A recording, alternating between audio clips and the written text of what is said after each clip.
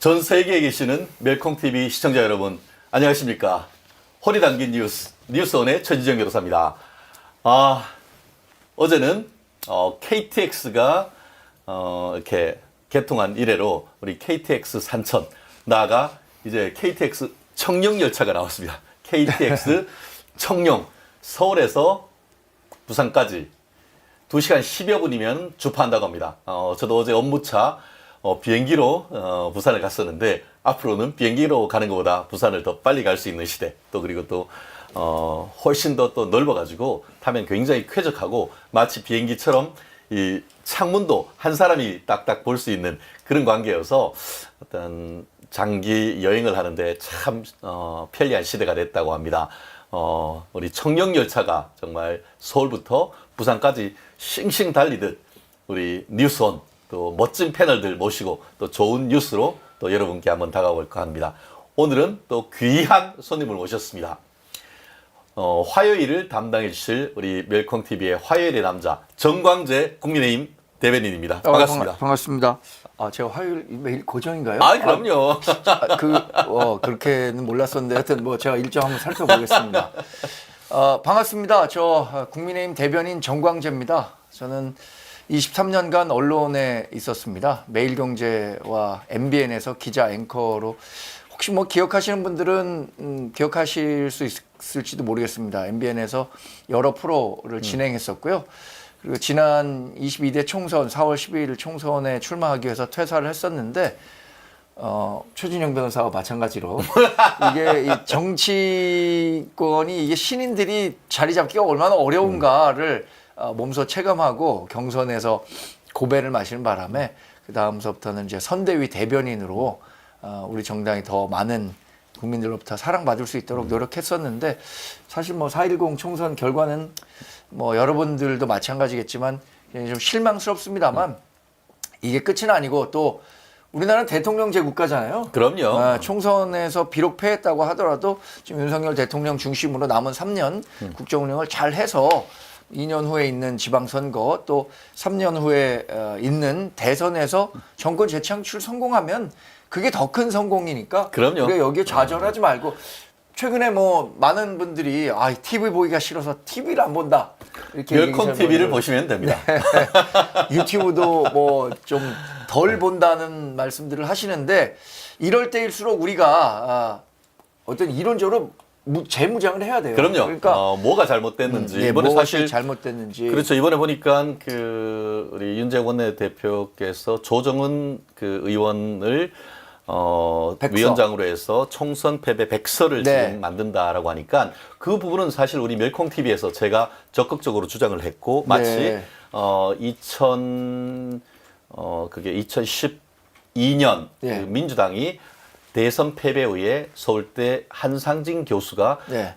민주당 총선 패배 백서를 써서 정말 그것을 바탕으로 정말 내부적으로 정말 그 백서에 대해서 엄청난 민주당의 비판이 있었습니다만, 그걸 계기로 해가지고 박근혜 대통령을 탄핵시키고 2017년에 민주당에서 또 문재인이 당선이 됐었거든요. 그렇듯이 이번 백서, 조정은 의원, 어제도 저 개인적으로 좀 친분이 있고 해서 통화를 했는데, 잘 감당해서 또 좋은, 또 뼈아프지만 대안을 제시한다고 하면은, 지금 정대빈 말씀처럼 2년 뒤 지방선거, 또 3년 뒤 대선에서 반드시 우리 필승하는 우리 국민의힘이 되기를 바라면서 오늘 한번 또 들어가 볼까요? 사실 선거와 관련해서 조금만 더 말씀드리자면, 제가 이제 뭐 정치부 생활 오래 했는데, 직접 플레이어가 되기 전까지는 그렇게 생각 안 했는데 이런 생각이 들더라고요.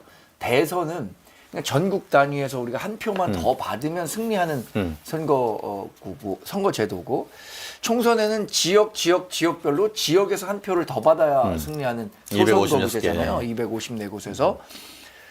근데 수도권에 122곳이 걸려 있는데. 그렇죠. 거의 절반이죠. 수도권의 인구 구조와 연령 구조, 이걸 봤을 때, 이 수도권에서 우리가 좋은 성적을 거두기가 굉장히 어려워진 상황이구나. 우리가 2012년 이후에는 지금 2016, 20, 24 3연패 했잖아요. 수도권에서도 3연패 한 거고, 하여튼 수도권 선거가 굉장히 갈수록 어려워지기 때문에 어떻게 수도권에서 더 많은 표를 받을 수 있을지 이것들에 대한 고민을 해야겠다라는 생각이 그러면 들더라고요. 우리 정 대변인님도 또 고향이 또 저기 의정부이시고 의정부다 보니까 의정부에 있으면서 그런 부분을 또 해결해 나갈 수 있는 인재라 믿습니다. 아유, 감사합니다. 그렇습니다. 열심히 지금 이제 하겠습니다. 또 오늘의 또 반찬을 밥상을 맛있게 차렸습니다. 첫 번째 이화영입니다. 이 아저씨는 그냥 입만 벌리면 구라인가. 네. 벌구에 가깝죠. 이번엔 또 뭐 검찰이 검찰 출신 정관 변호사를 소개시켜가지고 자기를 회유했다라고 하는데 그렇게 해서 소개시켜줬다고 했던 변호사가 직접 반박이 났었습니다. 네. 나 당신 옛날부터 알잖아. 이렇게 된 것이고 실질적으로 그 이화영과 가족들의 소개로 접견을 했다라는 얘기를 하면서 결국 이화영이 검찰이 검찰 출신 정관 변호사를 통해 가지고 자기를 회유했다라는 얘기가 사실상 또 거짓말로 판명되고 있는데 이 배경 한번 알아보고요. 또 우리 정의를 위하여 뭐라고 해가지고 했던 해경궁으로 알려진 김혜경 씨, 또 경기도 법인카드를 이용했는 것으로 해서 재판이 이루어졌는데 재판에서 또 우리가 잘 알고 있는 조명현 씨가 증인으로 나왔습니다. 거기에서 저 김혜경 씨 앞에서 증언하기 너무 힘들어요 라고 하면서 김혜경 씨 나가라 라고 요청을 했는데 법원에서 양쪽을 다 보고 이렇게 판단하는 게 맞다라고 하면서 대신에 가운데 가림막을 설치했다고 합니다. 네. 그 막전 막후 한번 좀 얘기를 한번 들어보겠고요.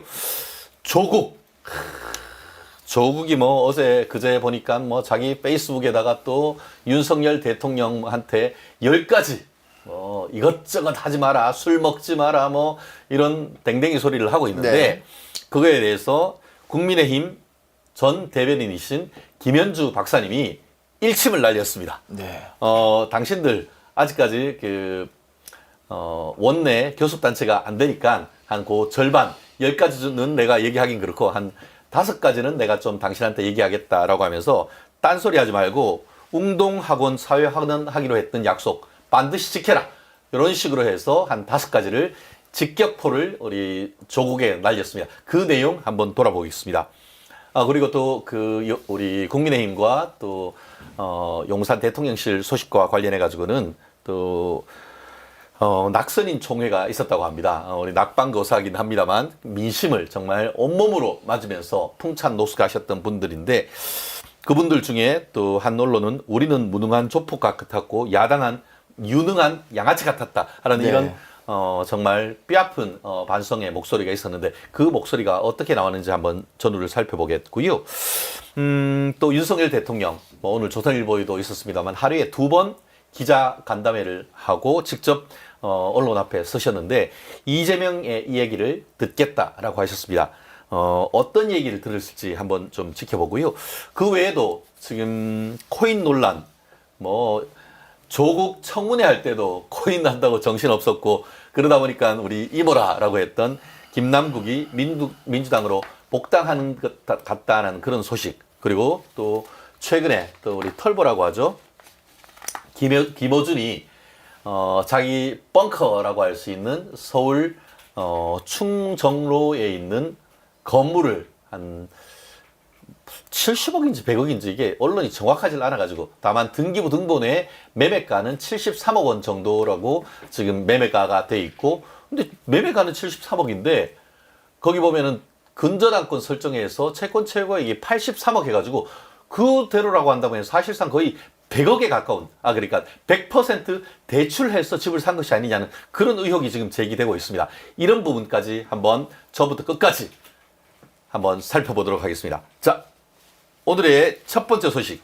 이화영, 검찰이 정관 변호사를 소개해서 자기를 회유했다라고 하는데 검찰은 그런 적 없고 회유했다고 했다는 그 변호사도 나 당신한테 뭐 검찰이 소개해 준 게 아니고 당신하고 당신 가족들이 소개해가지고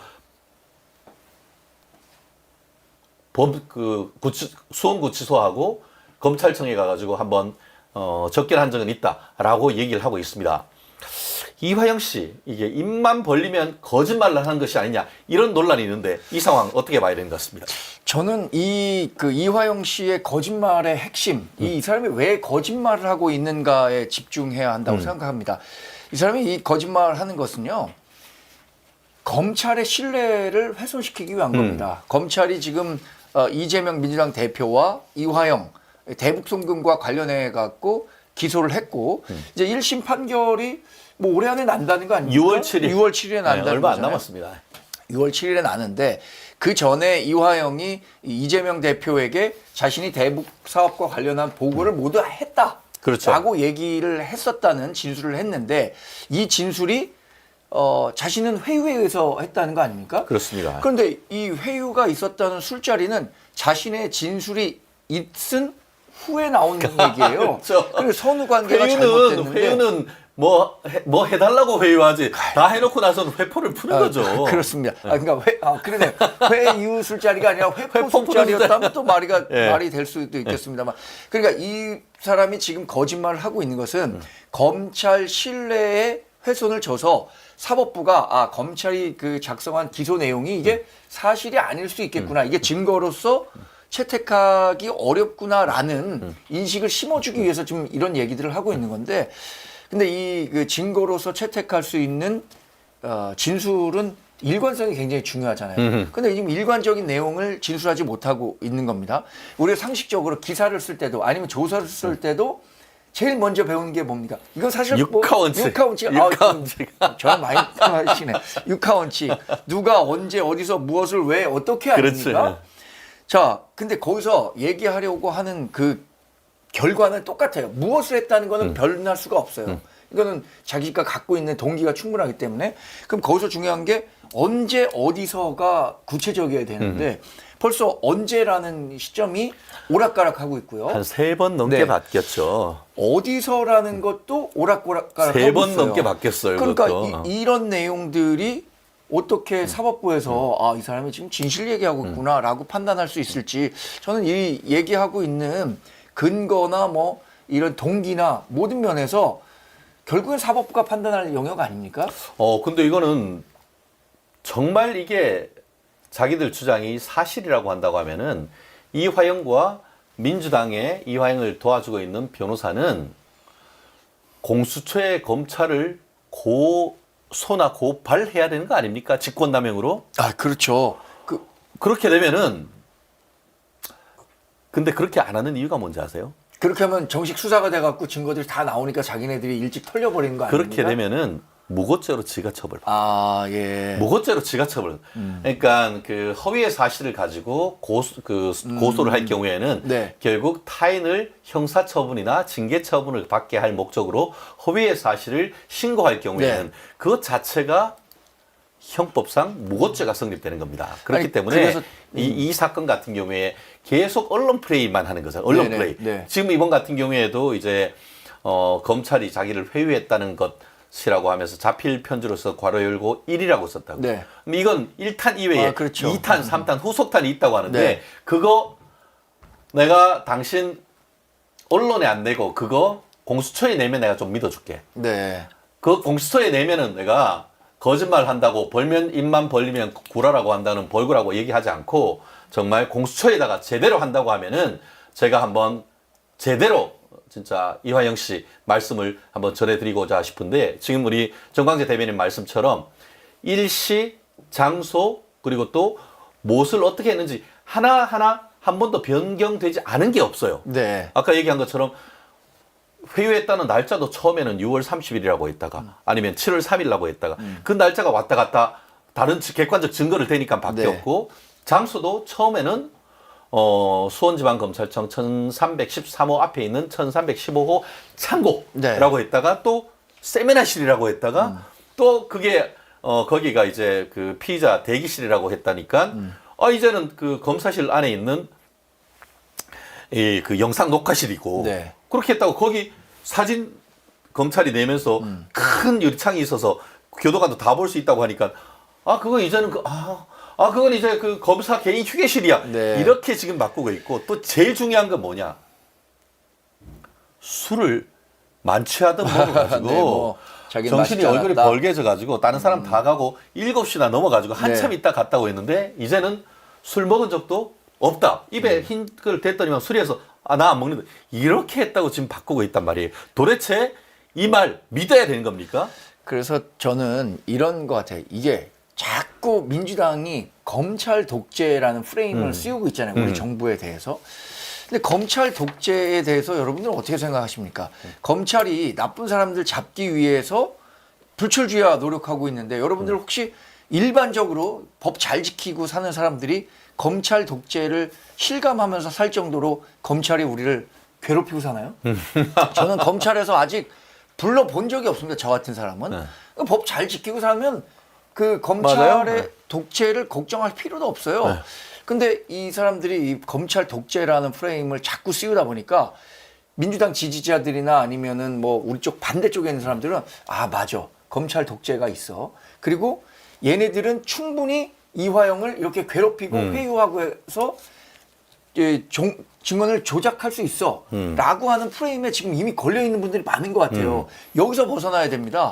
저 사람들이 만드는 일종의 가스라이팅에서 우리가 벗어나지 않으면 이거 저 사람들 파놓은 덫에 넘어갈 수밖에 없는데 이거 하나 좀 말씀드릴까요?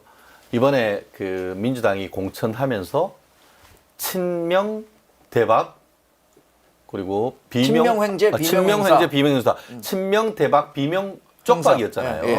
그런데 그거보다 더한 사람들이 있었잖아. 대장동 변호사. 네네. 대장동 변호사.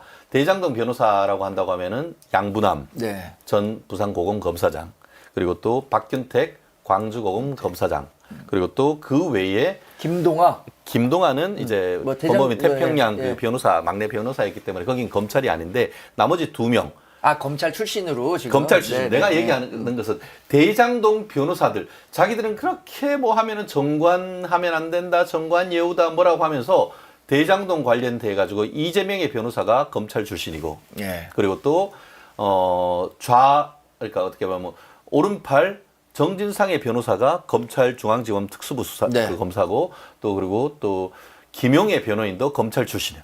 그리고 그 아까 대장동 변호사 5명 중에 김동아란 막내 빼고는 다 검찰 고위직 출신이고 네. 대부분 다 검찰 특수부 출신이야. 네. 만약에 이재명이 대통령이 됐다고 하면 그 사람들 다 어떻게 보면은 그 용산이라든가 대통령실이라든가 아니면은 법무부에서 고위직을 할 사람인데 뭐 할 것도 없어. 지금 벌써 다 국회의원 당선이니. 네, 맞습니다.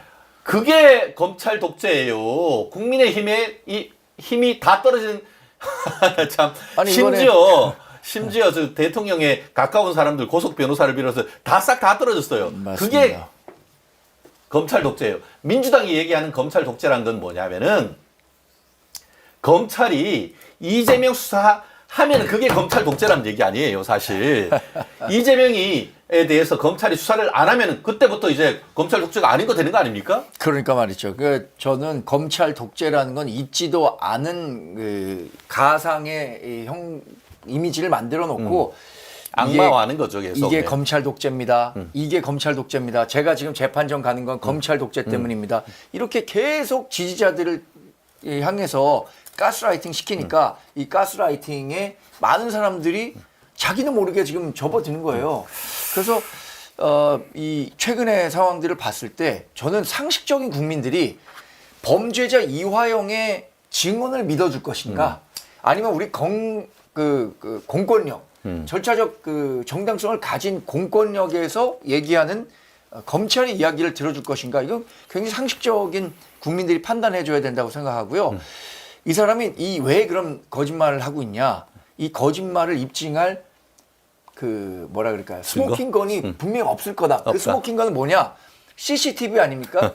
CCTV가 근데 지금 한 뭐 달 아시겠지만 지금 세 세 달 달 보관. 보관하는 걸로 돼 있어요. 그러니까 6월 말에 회유가 있었다면 그 CCTV 있는 9월 전에 그렇죠. CCTV 확인해 봐라. 내가 그렇게 했었던 거 분명히 있을 거다라고 얘기했을 것 같은데 3달 지나고 정말 벌써 1년이 넘었죠. 네. 예. 자, 작년 6월이니까요. 예. 그럼 그런 얘기를 왜 이 시점에 하냐? 이번 총선 결과도 영향을 줬다고 봅니다. 그렇죠. 이번 총선 결과에서 민주당이 이렇게 우리가 예상하지 못한 승리를 거두고 이후에 대통령이 이재명이 될 수도 있겠다? 이런 식으로 딱 생각하니까 그건 한 거죠. 거예요. 사실 네. 이게 이번에 국민의힘이 이겼으면은 네. 이화영 이렇겠습니까?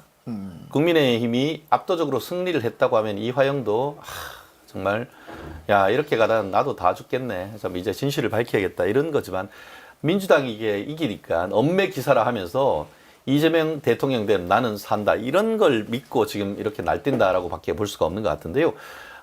전 아까 지금 검찰 공화국, 뭐 검찰 독재 이런 얘기와 관련해 가지고 사실 미국을 한번 봅시다. 미국 지금 대선 원래 11월이 있는데 트럼프가 지난주부터 해가지고 주 4회 재판 네. 앞으로 6주 적어도 6주 많게는 뭐 2달 훨씬 넘게 걸리죠. 지금 대선 선거운동 해야 되는데 대선 캠프도 이 그 기소를 해서 재판 받는 것 때문에 뉴욕으로 옮겼다고 합니다. 검찰 독재입니까? 사법부 독재입니까? 지난번에 총선 전날 이재명이 그 전에 계속 사법부 개무시하고 안 가니까 재판장이 당신 4월 9일 날도 나와라고 했던 거 아닙니까? 네. 그렇게 되니까 김동아라고 아까 얘기했던 대장동 변호사 뭐라고 했어요? 국민의 뜻을 무시하고 사법부도 이제 손 좀 봐야겠다는 취지로 민주적 해서 통제? 민주적 통제를 해야 말도 안 된다. 되는 거죠. 무슨 댕댕이 소리입니까? 그러면은 미국도 사법 통제해야 되는 겁니까? 결국 아무리 자기 죽은 자기를 공천시켜줬다 하더라도 법조인이 그렇게 말하는 것은 정말 아니라고 봅니다. 네. 결국 지금 조국이 12석이나 가져가고 이재명이 지금 백주에 대낮에 이렇게 대통령실 문 열고 박차고 들어갈 기세인 이것은 결국 법원이 제대로 단죄를 안 했기 때문에 아니겠습니까? 네. 조국에 대해서 2심 법원에 실형 2년 선고를 하면서도 법정 구속을 안 하다 보니까 이런 어이없는 결과가 나온 것 아니겠습니까? 저도 어떻게 생각하면 이번 그 총선의 패배 원인 중에 하나가 사법부가 지나치게 온정적으로 보신주의, 했죠. 예. 보신주의지. 보신주의지. 사법부의 보신주의죠. 그러니까 2심까지 실형이면 법정 구속했었어야죠. 조국. 맞아요. 그런데 조국 대표에 대해서 개인의 방어권 보장인가요? 그래갖고 지금 뭐 30까지 이 구속을 안 하다 보니까 조국 혁신당도 만들고 이 뭐 이른바 정권 심판론 프레임이 강하게 걸리면서 우리가 그 프레임 속으로 빠져 들어가게 된 건데 저는 이 과정에서 이화영 씨가 이런 거짓말을 하는 과정에서 이런 생각이 나더라고요. 작년쯤인가 그 정성호 이재명 대표의 뭐 친명 좌장이라고 꼽히는 분이죠. 저랑 뭐 개인적으로도 뭐 친분이 있는 분이지만 이분이 이화영 씨 면접 과정에서 야 이대로 가면 대통령이 이재명 된다. 맞아요. 잘 알아서 해라. 잘 알아서 해라. 맞아요. 요 얘기를 정성호가 했는데 특별 이렇게 그러니까 접촉 그게 차단 시설이 아니고 맞습니다. 예. 이렇게 그냥 쉽게 손도 잡고 아이고야 할 수 있는 그런 특별 면에서 그렇게 했다는 거 아닙니까? 그래서 그거와 연장선상에 이 사람이 이제 머리가 돌아가기 시작하는구나. 부인도 그랬던 거 아닙니까? 그렇죠. 법정에서 당신 말이야. 정신 차려 한번 정신 이러면서 차려. 예.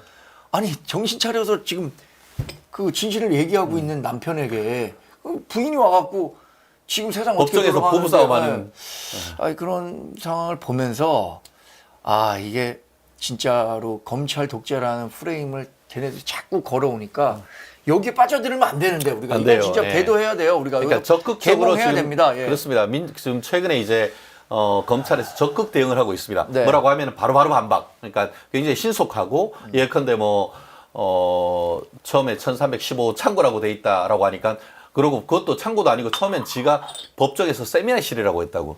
세미나실에서 자기들이 다 검사하고 다들 모아가지고 세미나 했다라고 했다가 그거를 창고라고 했는데 검찰이 그거 창고 아니고요. 거기 창고인 피의자 대기실이에요. 라고 했고 또 장소에 대해서 검사실 1313호 검사실 내에 있는 영상 녹화실이라 라고 거기는 창이 조그만해가지고 각도에 따라서 이 교도관들이 감시도 할 수 없었다라고 했는데 대문짝만한 창문이 달려있는 네, 그걸 딱 맞습니다. 예. 이렇게 보이는 식으로 해서 지금 적극적으로 지금 반박을 해서 지금 여론 조성에 있어 가지고는 이거 봐라 이화영이 거짓말하고 쌩까고 있네 이런 느낌이 있고 그러다 보니까 아까 말씀하신 것처럼 날짜도 3번 바뀌고 이번에 또 그런 객관적 증거를 들이대니까 지금 이화영 측이 이제 꼬리를 내렸어.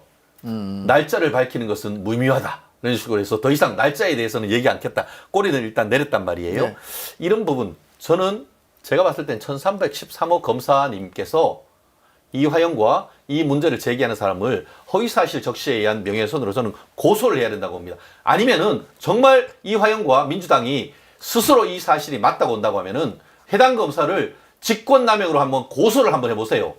그렇지 못할 것 같으면 그 입 다무시라. 저는 그렇게 얘기하고 싶습니다. 좀 궁금한 게 하나 있습니다. 우리가 제가 경제부 출입할 때 한국은행이 이게 통화 정책에 그래 마지막에 돈이 없을 때 빌리러 가는 것이 한국은행이에요. 그게 더 레스트 리조트라고 하거든요. 그렇죠. 리조트. 네.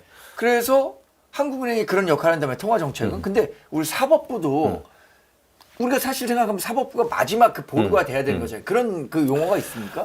그럼 근데 이제 그 사법부란 취지는 어떤 거냐면은 사법부는 기소를 하면 사법부는 행정부가 아니에요. 네, 그렇죠. 예, 그럼 예. 당사자가 그 민사소송 소를 제기하고 네. 검찰이 기소를 하면 그거를 판단해 주는 기관이지 적극적으로 내가 나서 너 이리 와. 그건 아니죠. 그렇게 할 수는 없는 거죠. 그래서 이거는 지금 사건이 쟁점화 됐잖아요. 이화영도 6월에 이제 1심 판결이 나고 그렇죠. 이재명에 대해서도 위증교사와 선거법 위반을 맞아요. 올해 안에 1심 판결이 나잖아요. 납니다. 그럼 사법부가 이게 마지막 보루가 돼줘야 되는 거 아니에요? 그렇죠. 그거는 말 그대로 미국 같은 경우에는 그 연방 대법원 판사를 뭐라고 부르시는지 아세요? 일반 법정에선 유어 아너라고 하거든요. 뭐 존경하는 재판장님 your 이렇게 majesty 하는데 이런 거 아닙니까? 근데 그거는 justice. justice. justice. 정의. 그 자체가 정의예요. 네. 그렇기 때문에 그 선고한 것 자체가 정의라고 판단을 하는 거죠. 네. 우리나라도 그래야 되는데 김명수, 권순일이 들어와가지고 다 말아먹은 거죠. 다 말아먹은 거죠. 사법부가 지금 어떻게 생각하면 지연된 정의로 가고 있는 거잖아요. 그렇죠. 그렇기 때문에 지연된 정의는 정의가 아니다. 뭐 이렇게 항상 그래서 얘기하는 최근에는 거죠. 그 새로운 대법원장이 오신 다음에 굉장히 좀 속도를 높이고 있는 것도 사실이긴 합니다만 예. 지금 말씀하시는 것처럼 최후의 법적 정의를 세워줘서 사회의 기준을 마지막 어떤 기준을 설정해 주는 게 사법부의 역할 아니겠습니까? 네네. 조국이 그렇게 나쁜 짓을 했다고 하면은 2심에서는 1심, 2심까지는 사실심에서는 어떻게 보면은 그 당사자의 어떤 자기 변호권을 지켜주기 위해서 방어권을 보장하기 위해서 실형 선고하면서 법정 구속 안 할 수도 있지만 당연하죠. 2심이라고 한다고 하면 그때는 네. 법정 구속하는 게 거의 99개입니다. 그런데 네네. 그 예외로 서울고등법원이 조국을 법정 구속하지 않은 결과 이 총선이 개판이 된 거 아닙니까? 네. 저는 그런 점에서 사법부가 이런 부분에 있어 가지고 명확하게 선을 우리가 아까 영어로 했습니다만 선을 긋는 draw the line, 선을 예. 그어주는 그런 역할을 해야 되는데 그 선 그어주는 역할이 무너지니까 대한민국의 정의가 무너지고 도덕이 무너지고 기준이 무너지는 것 아니겠습니까? 참 네. 안타까운데요. 두 번째 주제가 아까 말씀드린 것처럼 두 번째 주제는 해경군 김씨 김혜경입니다. 네. 어제 또 수원지방법원에서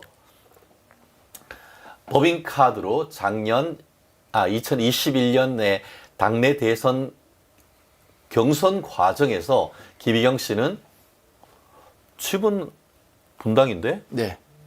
여의도에 나타났어. 네. 여의도에 나타나가지고 밥을 샀어. 네. 근데 밥을 샀는데 알고 봤더니만 사모님들이 하고 밥을 먹었는데 그분들이 현역 민주당 국회의원들 사모님이셨던 거예요. 네.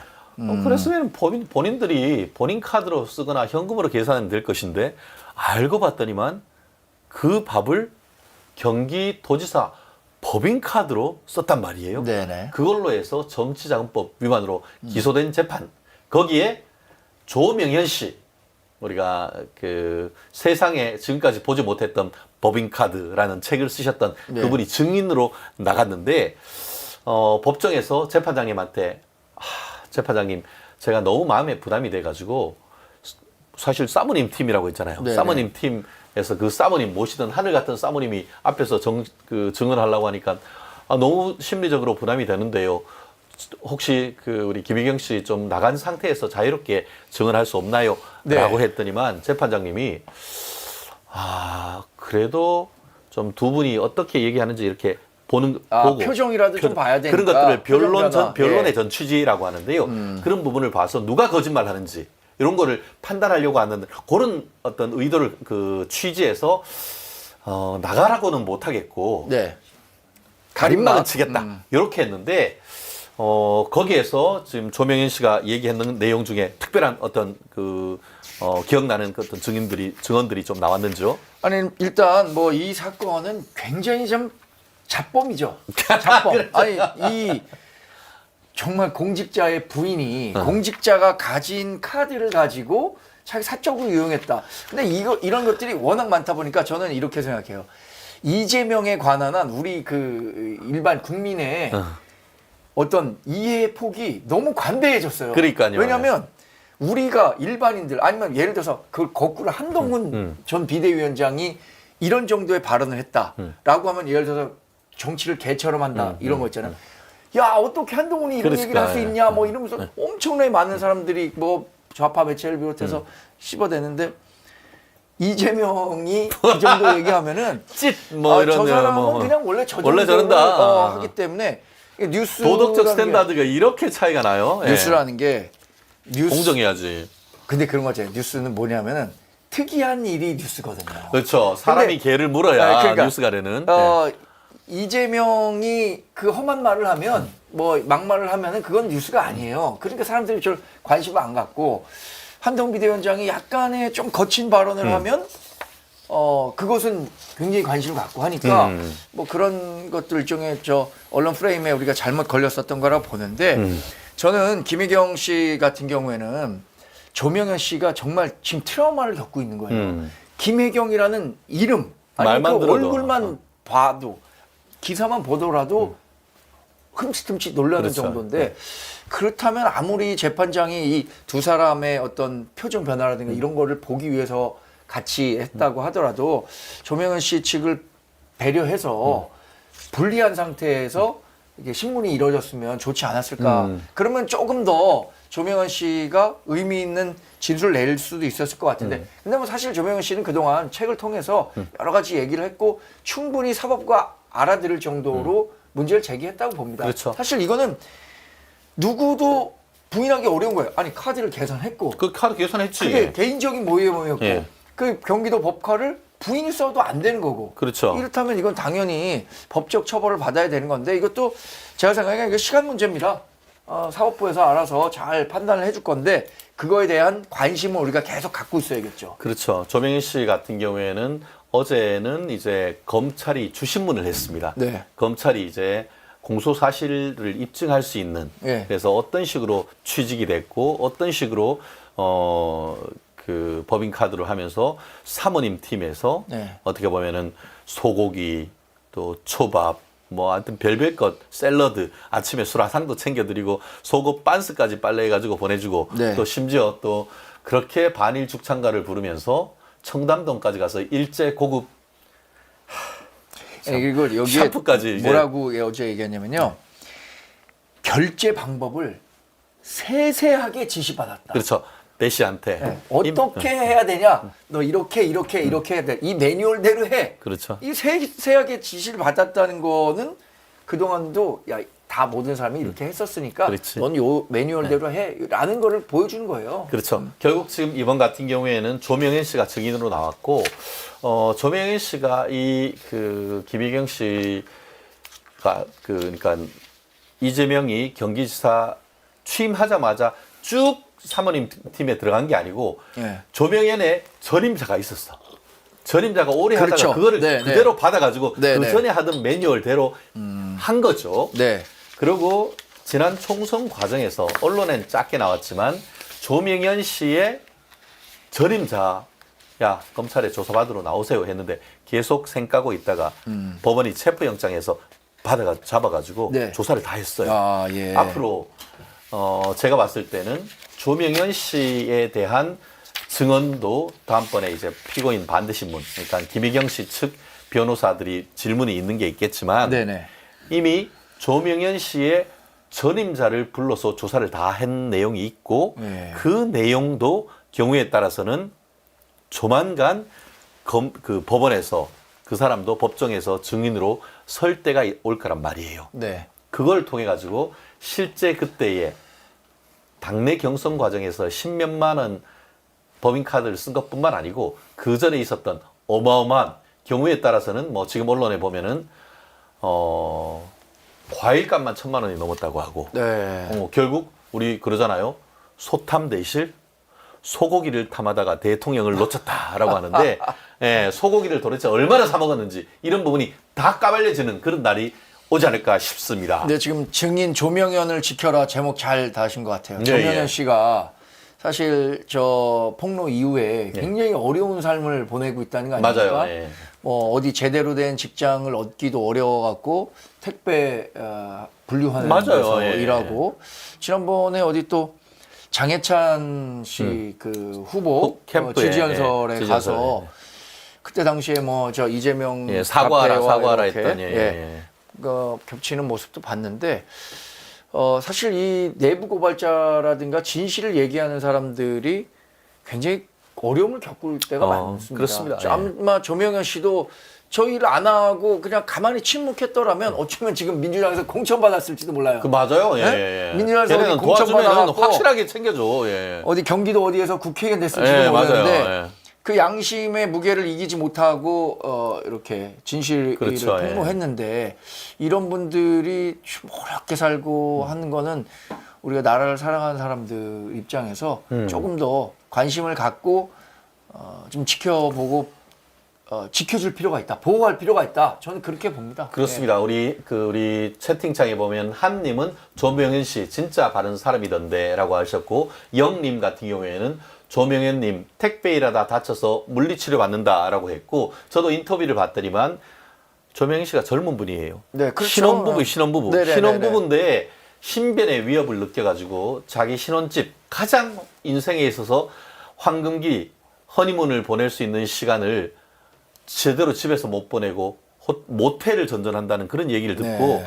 정말 가슴이 아팠는데 이 방송 보시는 분들 조명현 씨가 쓰신 책 많이 사주시는 것도 또 도움이 되지 않을까 싶습니다. 아니면 뭐 조명현 씨 혹시 아시는 분은 만나면 네. 따뜻한 말 한마디, 예. 또 따뜻한 뭐 국밥 한 그릇이라도 예. 저는 이제 혹시라도 만나게 된다면 제가 따뜻한 국밥 한 그릇이라도 모실 마음의 준비가 돼 있습니다. 조명현 님도 어제 정유라 씨 저희 모시려고 지금 준비 중이듯이 조명현 씨도 한번 우리 멸콩 TV의 스페셜 게스트로 한번 좀 모셔보도록 하겠습니다. 네. 어쨌든 증인 조명현은 반드시 지켜야 됩니다. 우리 다음 코너는 조국 너나 잘해. 아니, 너나 잘해. 너나 잘해 이거거든요. 사실 아까 말씀드린 것처럼 조국이 이제 뭐 한 열 몇 석 당수되니까 이제 혼수질 하기 시작했죠. 네. 그러면서 윤석열 대통령에 대해서 술 좀 마시지 마세요. 네. 또 뭐 천공 같은 무속인 만나지 마세요. 라고 하면서 혼수질을 해댔는데 그거에 대해서 우리 국민의힘의 대변인을 지내신 김연주 정치학 박사님이 조국 대표에게 촉구하는 5가지 실천 요망 사항이란 걸 보냈는데 한번 소개시켜 주실 수 있겠습니까? 제가 지금 다 기억나지 않는데 네. 저는 이 조국은 딱 이렇게 6자로 정의 내릴 수 있어요. 내로남불의 화신. 7자네요. 내로남불 화신입니다. 그렇죠, 예. 그냥 너나 잘하면 되는데. 너나 잘하면 조국 대표 82학번이고 윤석열 대통령 79학번이니까 예. 한 3학번 세 정도 학번 차이. 위인 윤석열 대통령에게 자기나 잘하면 되지. 열심히 지금 국정 돌보고 있는 우리 대통령에게 왜 이런 얘기를 하냐. 뭐 제가 생각나는 대로 한번 5가지 요구한 거 할게요. 일단 PC를 이용해갖고 특정 목적의 그 문서를 위조하지 말아라. 그렇죠. 이건 이제 딸의 그 표창장 위조하고 그렇죠. 이런 거 말한 거고. SNS를 과도하게 사용하지 말아라. 이건 뭐 조만 대장경이라고 해갖고 그렇죠. 지난 2010여 년 그러니까 SNS라는 게 처음 만들어진 때부터 지금 조국 대통령이 SNS 하는 거 하면 8만 대장경 그렇죠. 이상이에요. 그래서 조만 대장경이라고 네, 조만 하죠. 대장경. 근데 또 그 조만 대장경의 내용 중에 조적조 있습니다. 조국의 적은 조국. 조국, 예, 그렇죠. 자기가 다 얘기해 놓으면 그 이후에 그 하지 말라는 일을 다 자기가 뒤로 다 했어요. 이래서 이제 조적조란 말이 생겼는데 이 2가지가 생각나고 뭐 그러니까 특검 같은 거 요구하지 말라고 했던가요? 제가 정확하게 거부권? 좀 읽어드리면은 첫 번째 2심 재판부의 징역 2년 실형 선고에 대한 본인의 입장 사과하라 그랬죠. 그리고 사과.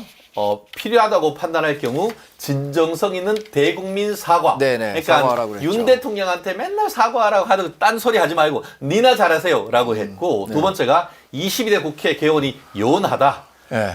그래서 귀당의 당신당 조국당의 교섭단체 성립이 난망해졌다. 네. 옛날에는 민주당이 뭐 같이 그 뭐 의석수도 한 10석으로 낮춰가지고 한다고 했는데 이제는 그럴 일 없거든 이 말이면서 그래서 끝에가 낮춰줘라. 재밌습니다. 끝에가 대통령 만남 졸음 금지? 조르지 마시오. 조르지 말아라. 재밌어요. 아니 근데 그리고 김현주 선배님이 가수 임백천 씨 옛날 MC 사모님이시죠. 이제 예. 부부시고 예. 사실 90년대에는 두 분이 굉장히 그 아이돌 커플이었죠. 그럼요. 네. 근데 이분이 그 나는 국대다라는 그렇죠. 준우승. 국민의힘, 예. 네, 대변인 그 경선에 나왔을 때 굉장히 놀랬고 예, 예.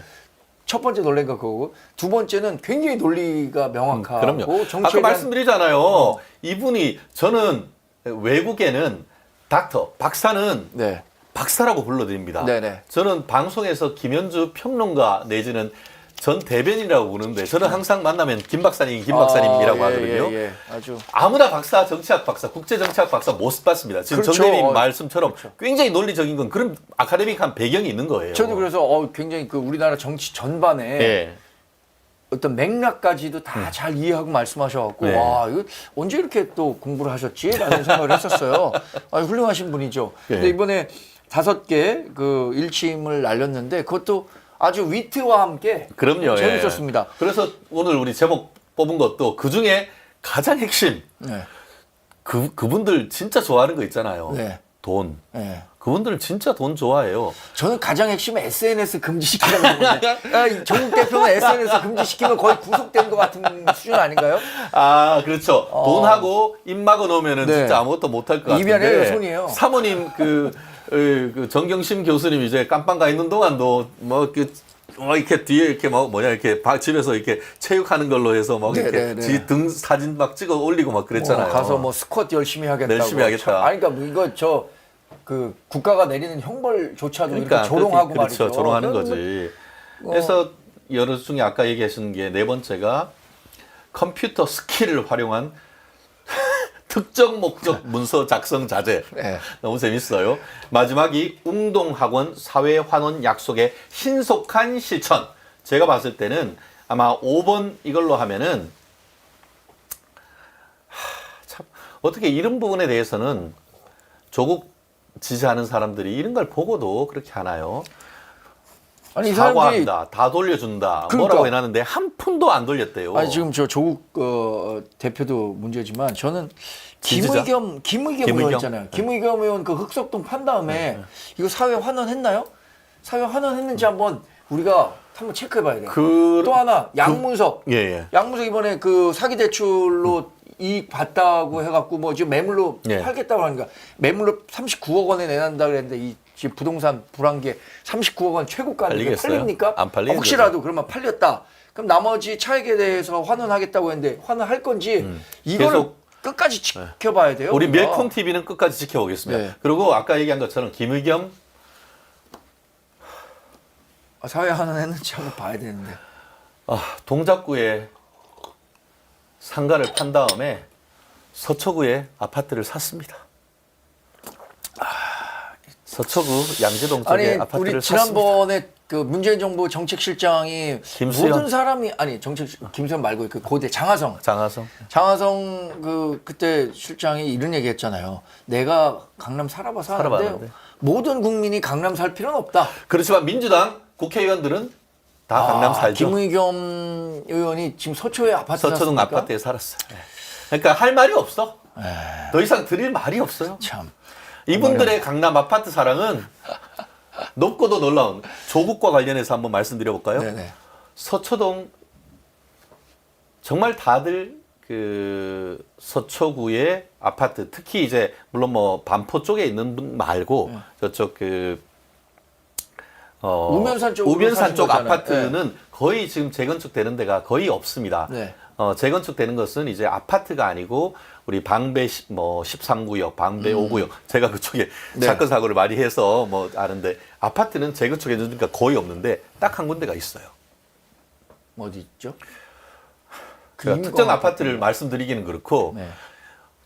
조국 보유 아파트, 그냥 조국 조국 아파트만 제가 조국 주택된 아파트. 것으로 알고 있는데 그럼 어떻게 그렇게 됐죠? 조국 보유니까. 아, 뭐 여하튼 저는 그런 것보다도 SNS를 금지시킨다. 예, 이게 오히려. 가장 가혹한 형벌이라고 봅니다. 유인. 전 윤석열 대통령께 음주를 자제하라고 얘기를 하셨는데 사실 지금 우리 현대 사회에서 음주보다 더 심각한 사회적 병폐가 지금 SNS 중독이에요. 그렇죠. 예, 맞아요. SNS 중독되면 뭐 밤에 새벽에 하다 탁 떨어뜨리고 뭐 이런 경우가 있는데 조국 대표가 지금 거의 SNS 중독 수준 아닙니까? 그러니까 SNS 과도한 SNS를 통해서 민심을 호도하고 그러면 안 되겠죠. 그렇죠. 그 또 비슷한 얘기가 또 있습니다. 뭐죠? 비슷한 얘기가 또 있는데요. 우리 털보 김어준, 털보 김어준이 서대문구 충정로에 있는 사옥을 73억 2,500만 원에 매입을 네네. 했다라고 합니다. 거기가 어디냐면은 충정로역에서 나오면은 종근당 길 건너편 쪽에 제법 마당도 넓은 큰 건물이 있습니다. 그 한국경제 앞에 거기 있는데요. 요렇게. 예. 그 성기정 어떻게 보면 기념관 쪽으로. 저기 어디냐면은 아현역에서 쭉 충정로 쪽 충무로역으로 해서 종로학원 있는데. 그렇죠. 종로학원에서 저 종근당 쪽으로 올라가는 종근당 쪽으로 쪽이군요. 올라가는. 아, 네네네. 상당히 큰 건물입니다. 저는 제가 여기에서 처음 얘기 드리는 건데 제가 참 이걸 얘기를 해야 되나? 김어준의 뉴스공장 TBS 네. 교통방송 첫 패널이 저였습니다. 아, TBS요? 아니면 벙커? 그러니까 TBS. TBS 때. 그러니까 뉴스공장. 2010 몇 년? 그게 한 2015, 6년, 17년 7년 뭐 그 정도 17년, 됐을 거예요. 제가 그 전부터 TBS 교통방송 아침에 제가 방송을 굉장히 오래 했었더랬습니다. 네네네. 그런데 방송을 개편하면서 예. 김어준이 온대. 예. 근데 그때 있었던 모든 패널 다 갈리고 저만 남아가지고 그래서 처음 김어준 뉴스공장 시작할 때 정경훈 그 TBS PD하고 뭐 어디 가서 같이 뭐 좀 미팅하재요. 네네. 가서 갔던 데가 이 지금 충정로 그 딴지일보 사옥이었거든요. 예. 거기 가서 있더니만 뭐 시꺼멓게 뭐 해가지고 좀 한데 어쨌든 뭐 좀 분위기는 별로 안 좋아. 근데 건물은 네. 되게 땅이 굉장히 넓어요. 그때도 사실 그 건물이 김어준 건물이다라는 그런 얘기가 이렇게 나돌았었는데 공식적으로 봤더니만 이게 그 김어준이가 가지고 있는 주식회사 딴지일보라는 법인을 통해 가지고 네. 이 충정로 3가에 있는 건물을 등기부 기준으로 해서 73억 원에 매입을 했는데 네. 등기부 등본을 떼봤더니만 73억 원, 좀 이것 조금 그 우리가 다음번에 조금 더 취재를 해가지고 제가 좀 말씀드려 볼게요. 통상적으로 건물을 사면은 우리가 뭐 자기 돈으로 다 사는 사람이 얼마나 됩니까? 그렇죠. 그러면 네. 론을 일으키는데 보통 이게 73억이면 보통 이게 그 은행에서 돈을 빌릴 때는 120% 내지 130% 담보로 잡고 돈을 빌린단 말이에요. 네. 예를 들어서 10억을 빌린다라고 하면은 근저당권은 12억 내지 13억 원 정도를 이렇게 채권 최고위로 잡아놓잖아요. 네. 이자 연체했을 때 이런 걸 비교를 해서. 그런데 매매는 73억인데 채권 최고액은 84억이란 말이에요. 네. 이상하지 않아요? 그러니까요. 저도 뭐 어떻게 이거 매매 대금보다 채권 최고액이 더 높죠? 다른 공동 담보가 있었다는 얘기도 없거든요. 네.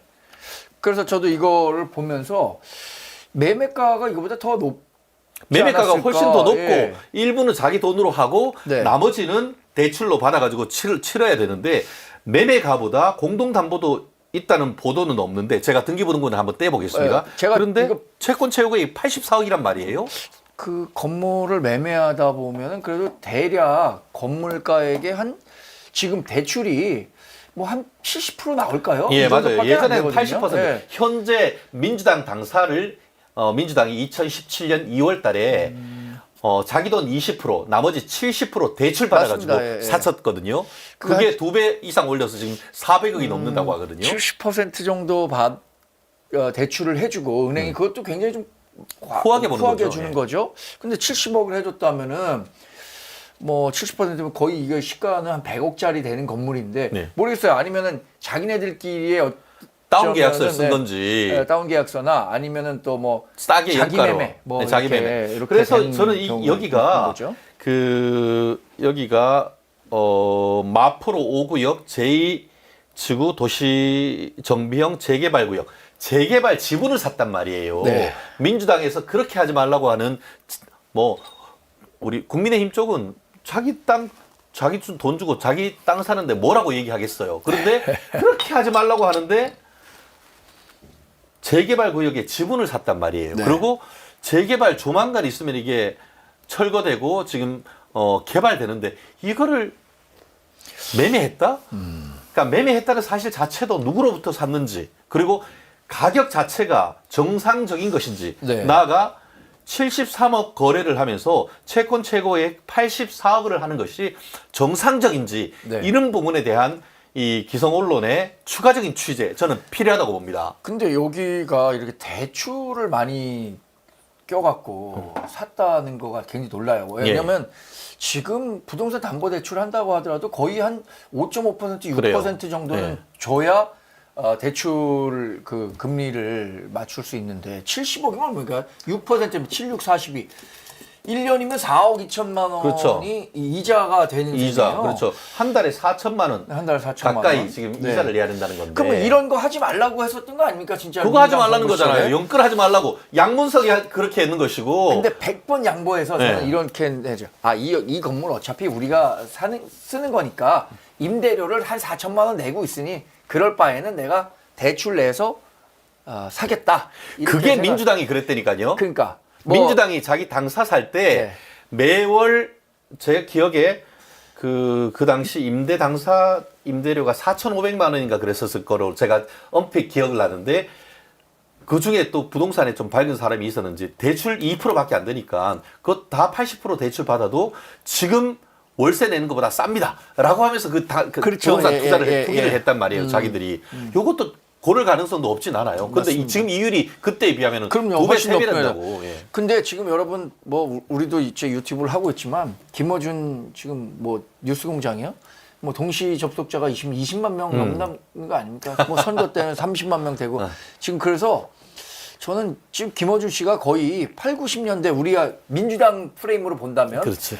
8, 90년대에 조선일보를 뭐 밤의 대통령 이렇게 그렇죠. 밤의 얘기했잖아요. 대통령이에요. 지금 김어준 씨는 민주당의 낮의 대통령이에요. 낮에 대통령. 예. 밤도 갈 것도 없고 밤에는 뭐 하나 몰라. 이해찬 상임고문보다도 훨씬 더 큰 영향력을 갖고 있는 사람이 지금 김어준 씨입니다. 그렇죠. 김어준 씨가 특유의 음모론으로 지금 이 많은 사람들을 끌어모았고 그 가짜 뉴스 뭐 이런 것들 계속 만들면서 민주당 지지자들이 좋아하는 뉴스 이것만 계속 만들고 있거든요. 저는 그래서 김어준 씨가 얼마 전에 유튜브를 통해서 뭐 출연한 여성 3명의 후보들에게 차렷 뭐 그렇지. 절하니까 절하니까 꼭 그 3명 딱 절하는 거 보고 기괴하다. 이게 절대 권력이라는 게 기괴하다. 이렇구나. 아마 그 북한에 가면은 그 뭐 김정은의 그 취향에 따라서 움직이는 사람들 있잖아요.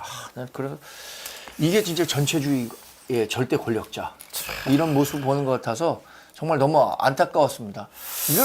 이런데도 이 뉴스공장을 보는 사람들이 많아요. 참. 그러니까요. 그래서 자유우파 우리 똑바로 정신 차려야 됩니다. 이런 것 보면서 겉다르고 속다른 내로남불 정말 참 뭐라고 참 무능한 저를 탓해야지 이런 생각이 들 때도 있는데요.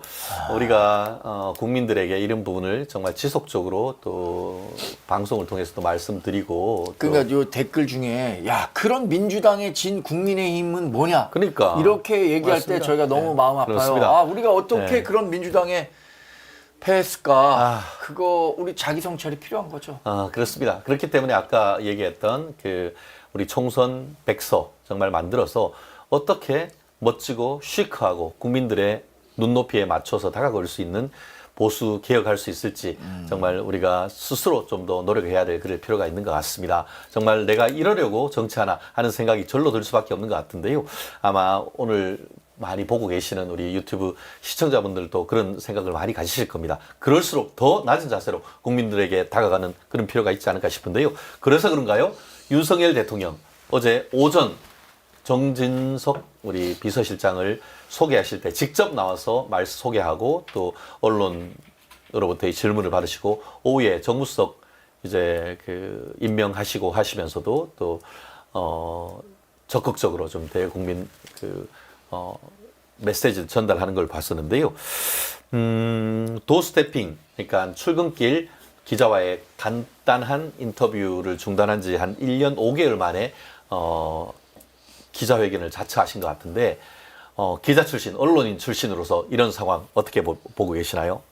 아주 긍정적인 변화죠. 저도 윤석열 대통령이 사실 개인적 소통에는 굉장히 능한 분입니다. 근데 공적 소통에 조금 미진했던 부분은 분명히 있었던 것 같아요. 왜냐하면 뭐 의료 개혁 담화라든가 지난번에 KBS와의 신년 기자회견 이런 거 대신에 제가 2014년부터 16년까지 청와대 박근혜 정부 때 출입했었습니다.